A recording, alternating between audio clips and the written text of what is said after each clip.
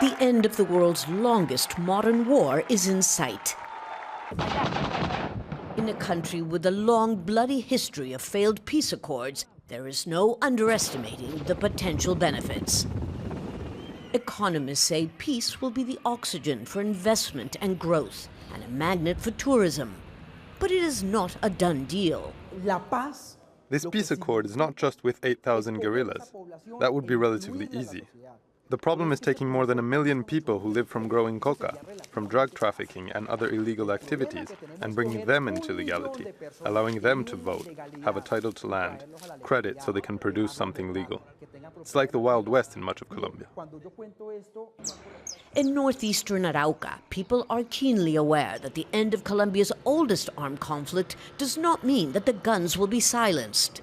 There's another insurgency group, the ELN, or the National Liberation Army. People on both sides of the Arauca River, which separates Colombia and Venezuela, tell us that many of the rebels have their camps over there on the Venezuelan side, where the Colombian army cannot go after them.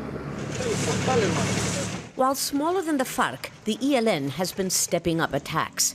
This charred truck was stolen and used to launch 21 homemade rockets at a nearby military base.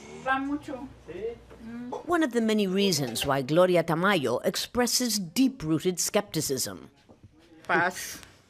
Peace? I don't think I'll see peace in my life. Not until I die and go to heaven to rest. That's when I will see what peace is. Cost of half a century of war is incalculable, but establishing long-lasting peace will be costly.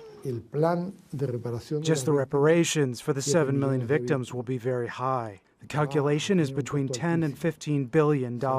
This will not be a short process. There are many obstacles, from the need to address the social injustice that feeds the conflict, to the fear of revenge killings against the demobilized rebels, whom many regard as narco-terrorists. But in the short term, the biggest challenge is convincing the majority of Colombians to approve the peace accord in a referendum, without which there is no deal and no chance to take a giant step towards peace. Lucia Newman, Al Jazeera, Arauca, Colombia.